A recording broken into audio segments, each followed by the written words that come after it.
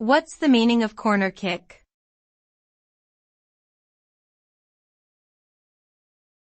Corner kick.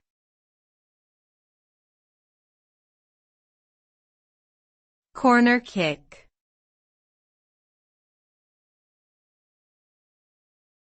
Corner kick.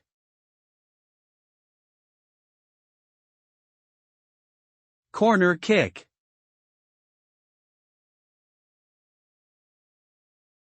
A corner kick is a type of restart in soccer that occurs when the defending team kicks the ball out of bounds over their own goal line.